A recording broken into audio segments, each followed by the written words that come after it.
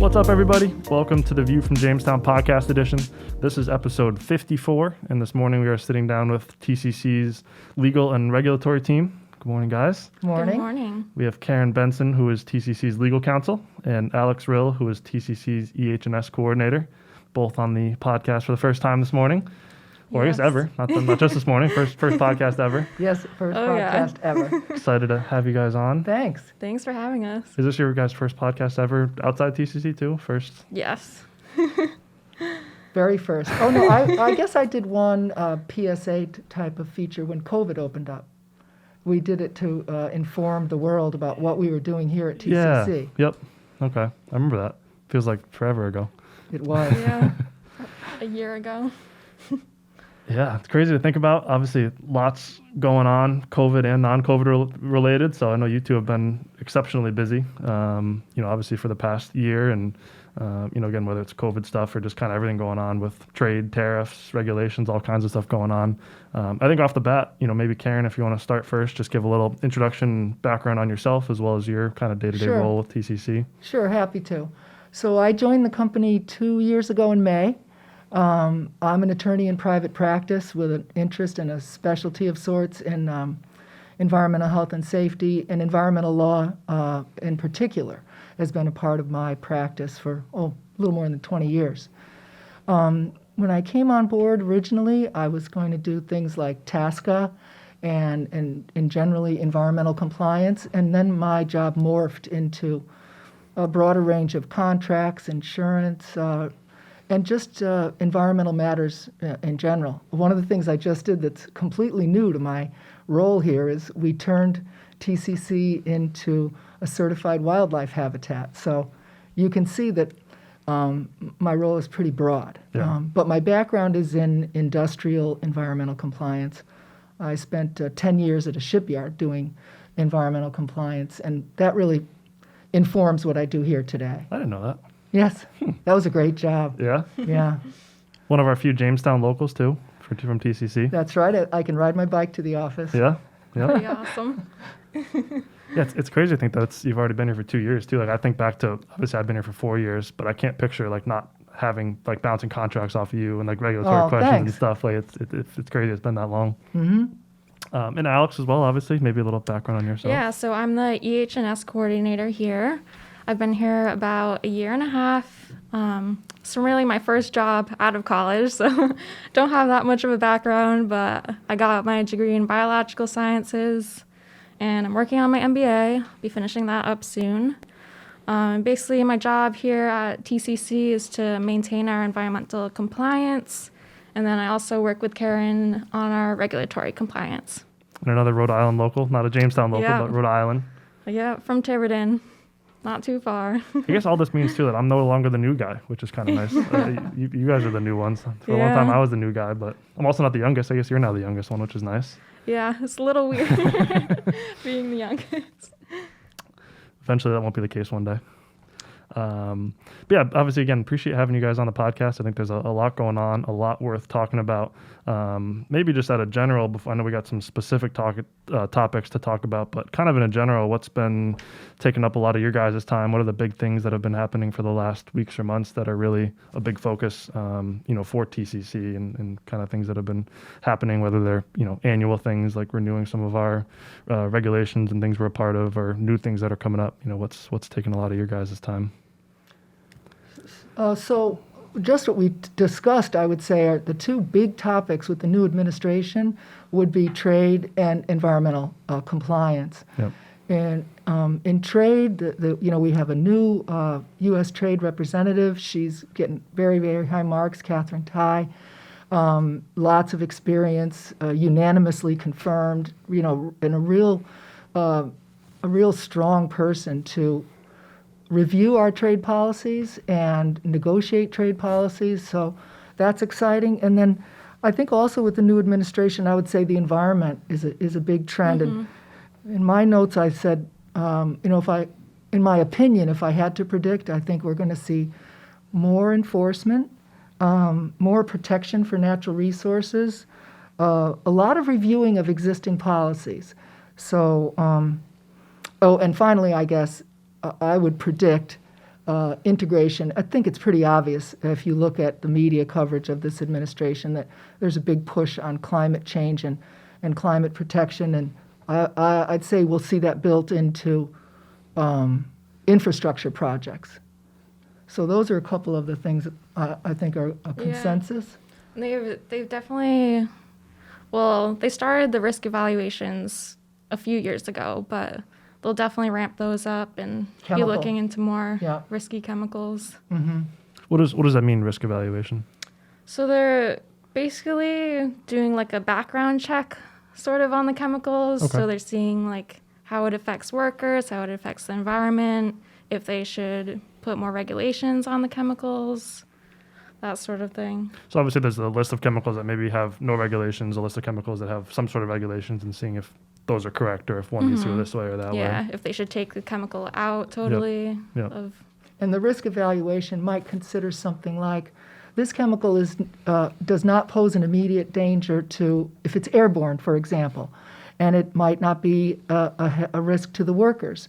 However, should it be released into the environment, it would have a potentially negative impact or harmful impact on water. Sure. So that's the kind of things the risk evaluations try to break out. Sure. Interesting. Mm-hmm. Well, I think of all that stuff, one of the more, I guess, recent or timely things happening is obviously the new Biden administration taking office, coming into effect. Obviously, political beliefs aside, Biden comes into office, it's a new administration, and he says things, does things, changes things that, the prior administration or administrations may have put into place, or things that are long-term things that have been going on, or even some of the new, brand new policies that he's bringing up. Obviously, there's the trade and tariff piece of it, which came in with the last administration, which I know we'll talk about in a minute. But what else has Biden and the administration been saying or doing so far that's playing a role in, TCC's business and kind of, I guess, sort of specific to the chemical industry? What are some of the things you guys are watching closely? I've seen a lot of them wanting to reduce greenhouse gases and move to renewable energy. So we may have to look more into renewable chemicals, better for the environment chemicals.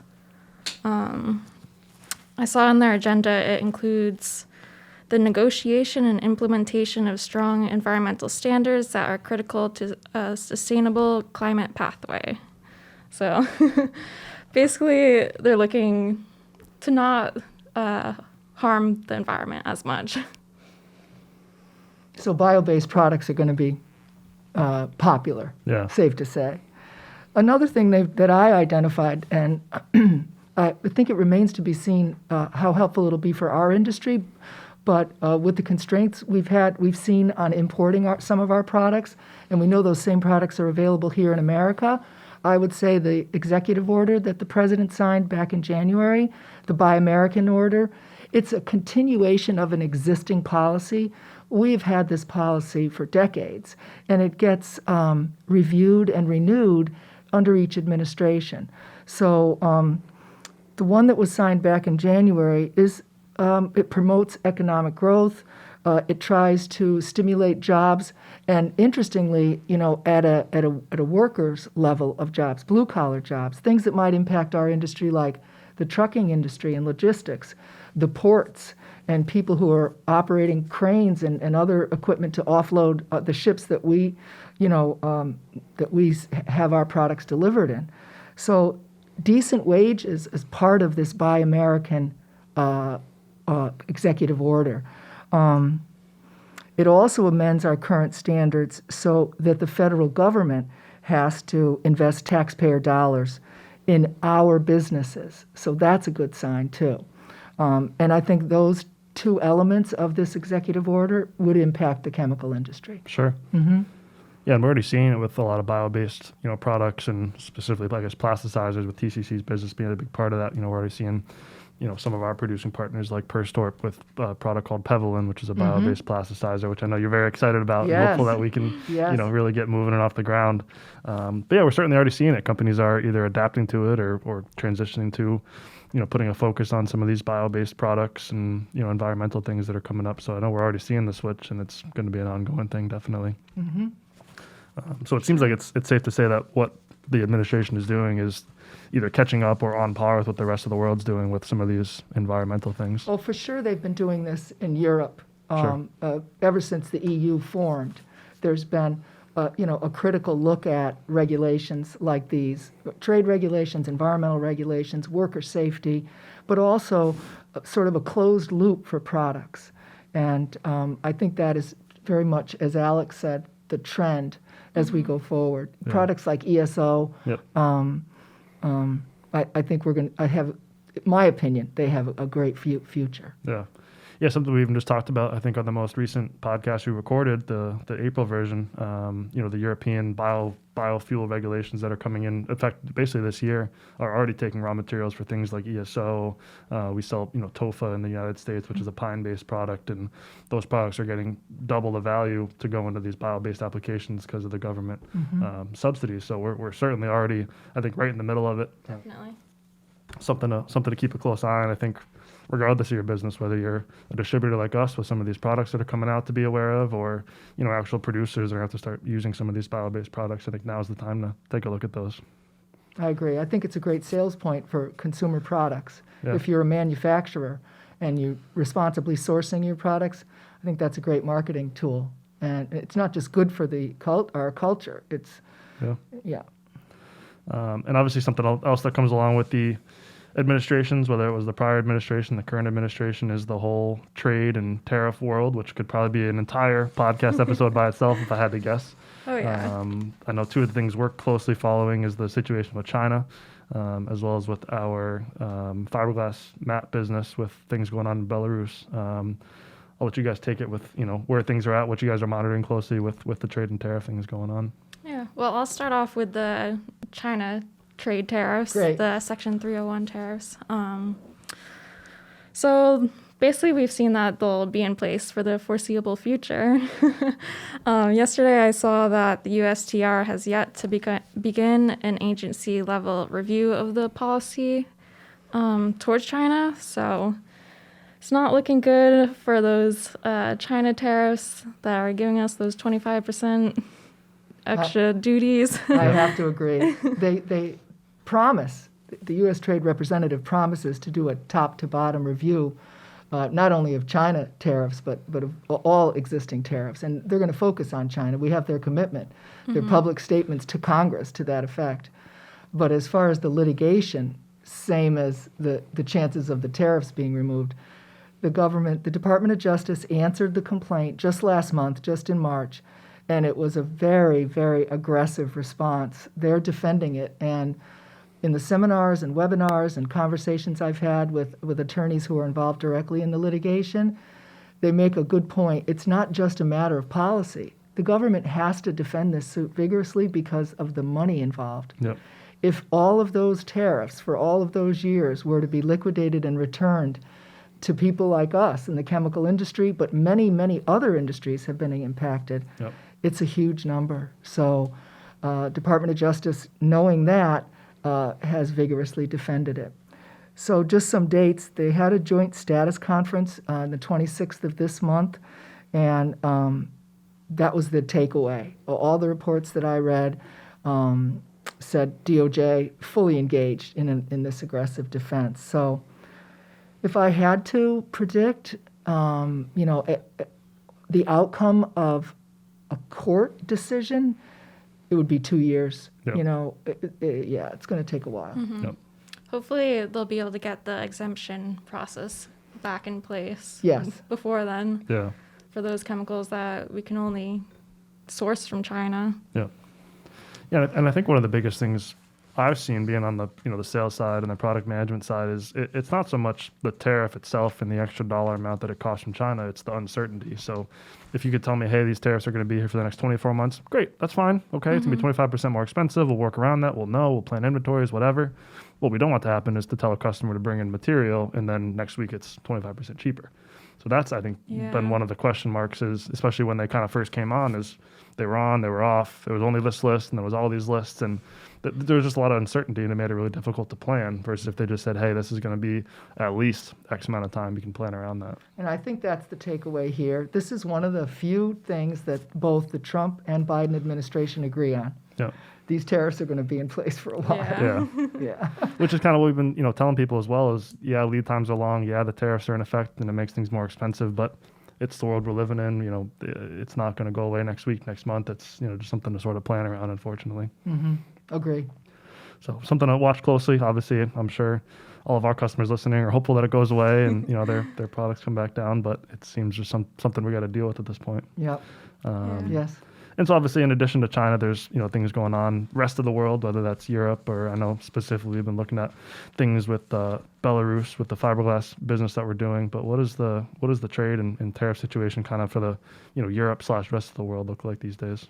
So we had a great importing arrangement for certain products, for the fabric in particular, but it was completed and undertaken, like perhaps with many of our customers as well, under a license because there were trade bans because of political policies in Belarus.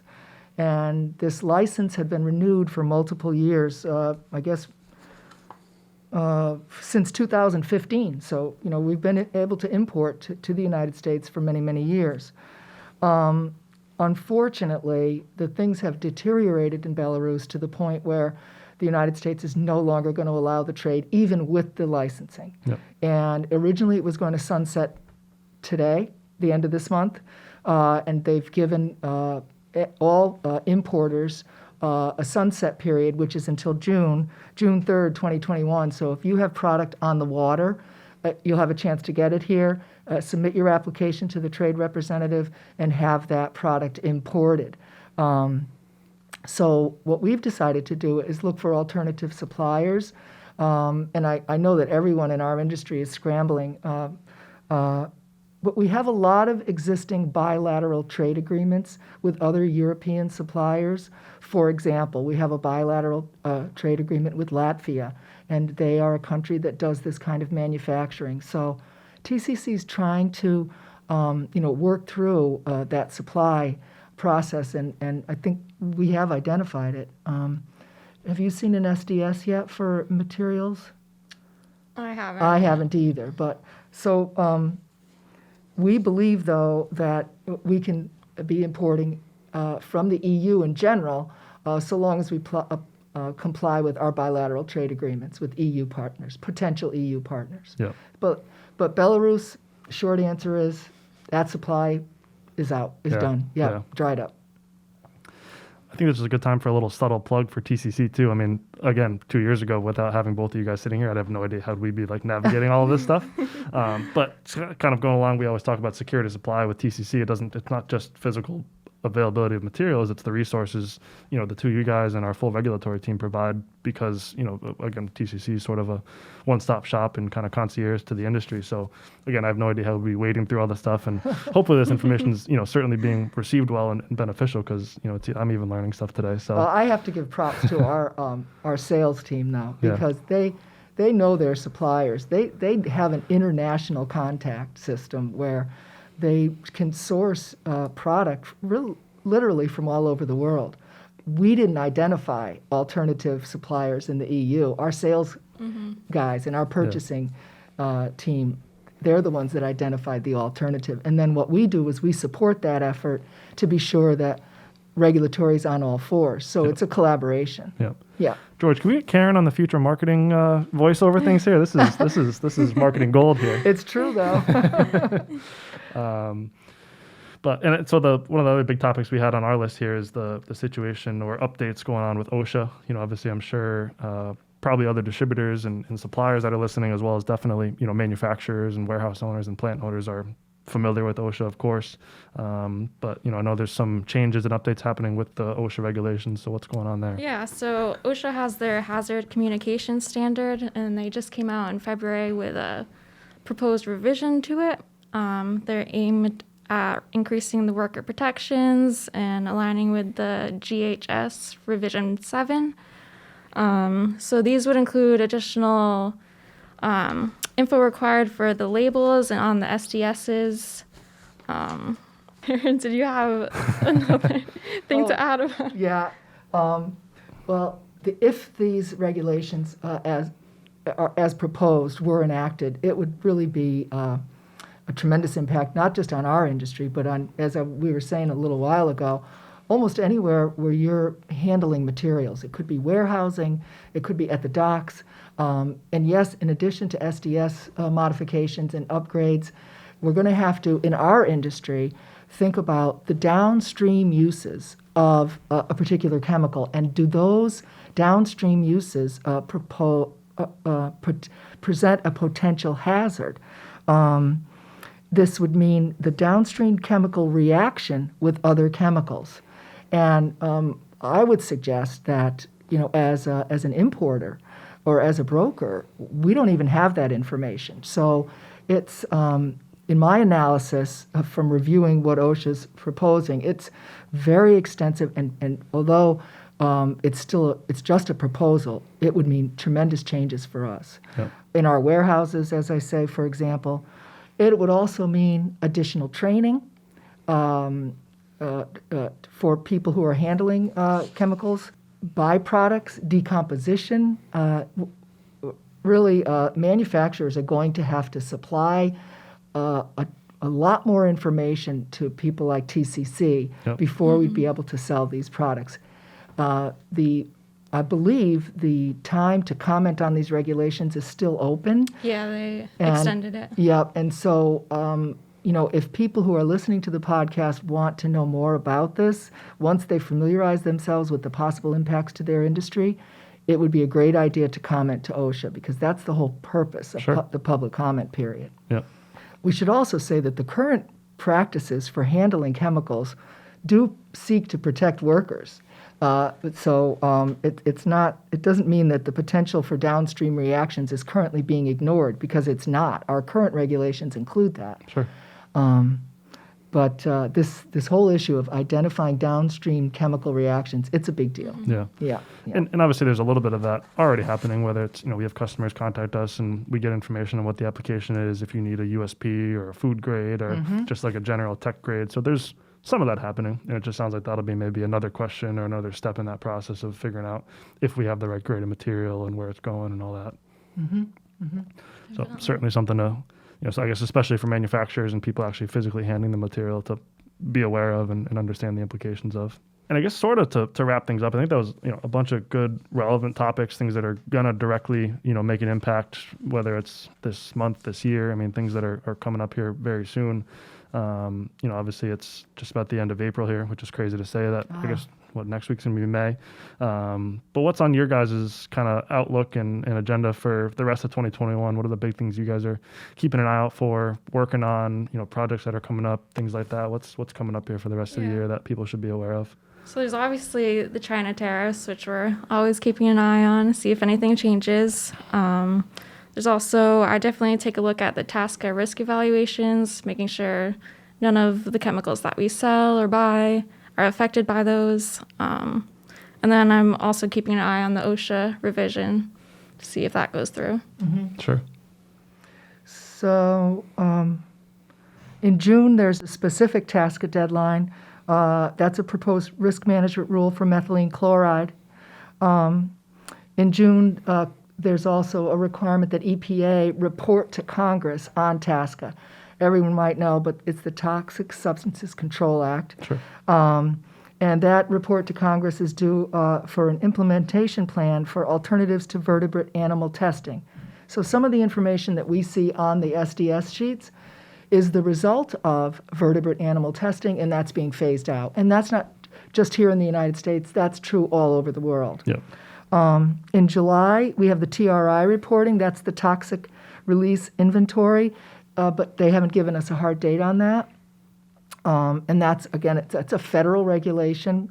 We're focusing on federal as opposed to state regulations today. And then the TSCA fees, the risk evaluation fees, are due in September. And I'm sure many of our listeners are aware of that. So the government is not paying for the risk evaluations, the industry is. Yep. And so we should know. We have an idea already, don't you, Alex? They're doing it in like payments. So the first payment already happened. Okay. So I guess the rest of it is due in September. In September, that's the deadline for the completed payment of the TASCA fees Got for it. the risk evaluation. Got So, and that's what I have for the, until the fall. That's Yep. what I identify. Want to take some time off this summer too. Yeah, that'd be nice. So you guys are staying busy, in other words. That's Yes, what we I are. heard from that. Always. Awesome. One thing I always like to kind of leave people with when we do, have guests on and talk about certain things is, resources and things that people can be using. Obviously, aside from reaching out to you guys for help is, what are some either newsletters or websites that you guys use frequently, or, maybe people that aren't heavily involved daily in the regulatory side of things, how do people stay informed? What's the best way for, people to get information, whether you're manufacturers that this is a direct implication of, or, maybe other companies like TCC who just want to be aware of it as they're talking to customers. What are some good resources, websites, newsletters you guys follow that you can recommend? Yeah, one of the resources I use it's called Bergeson and Campbell. They have a TASCA blog, so they basically put out blog posts whenever something happens. Is it safe to assume that's like a law firm by the name? Yeah. Okay. Yeah. So they're pretty great. They come out, it's pretty timely. Yep. And then I look at ST&R Trade. They have good trade information, which Sure. is where I get most of the tariff information and anti-dumping and all of that from. Yep, I agree. They're both reliable and current, very, very up to date. And it's so important to have reliable resources. I know from my law practice, sometimes you want to go right to the regulatory website. So if it's an EPA question, go to EPA. But it's a lot of information to sift through. So having these reliable resources, I agree. Sandler, Travis, and Rosenberg, that's the trade That's it, report. Yeah, STR. We can give you the link to that website. Absolutely. Two more that I like is more with a legal focus is the National Law Review, and that comes out, well, there are many areas that you can focus on, but in particular, there's an energy and environment legal news. It does a great job of distilling changes in regulations. They cover some litigation if regulations are being challenged, and they have a very high level of writing and expertise, the National Law Review. And then I like Environmental Health and Safety Today for EH&S. They have really robust news and analysis. They've been especially helpful to us during times of COVID. Yep.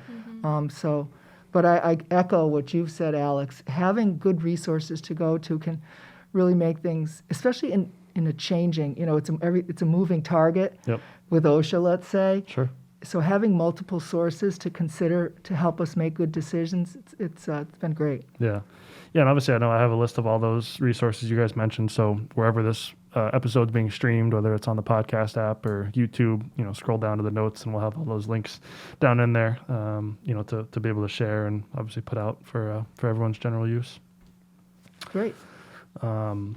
But I think that kind of wraps up, most of the topics we had. I think it was, awesome having you guys on. I think hopefully, again, sort of demonstrates the security of supply and the benefits and what TCC is trying to provide to the industry and having, not only product availability and physical supply, but keeping an eye closely on the regulatory things happening, the legal things happening, whether it's just understanding information or submitting comments and fighting for the industry. So something TCC obviously takes a lot of pride in, and, on a one-off basis, if there's specific questions, I'm sure both of you guys would be happy to help answer any questions, whether it's suppliers absolutely. or customers. Sure. So usually we joke about sending Javi a WhatsApp, but Javi's not here. So I guess just either if you know these guys, send them an email or, contact your TCC sales rep and we can obviously put you guys in touch and answer any questions that might come up. Sounds great. But thank you guys again for coming on the podcast. I think it went really well and we appreciate it. Oh, thanks for having Yeah, us. thank you. Thank you guys for streaming, of course, wherever you're listening, whether it's on the podcast app, online. We obviously have the video version as well. If you want to take a look at our smiling faces, we have, I think, two people better looking than me, Javi, Rob, and AJ for once. So, hopefully you're streaming it wherever it's convenient for you guys. We'd love to have you guys on maybe sometime soon, maybe get you guys in the regular Sure. monthly episode or Well, maybe quarterly. do an update. We can do quarterly. Quarterly works. But again, we appreciate it. Appreciate you guys for listening. Let us know how we can help, and we'll talk to you guys soon.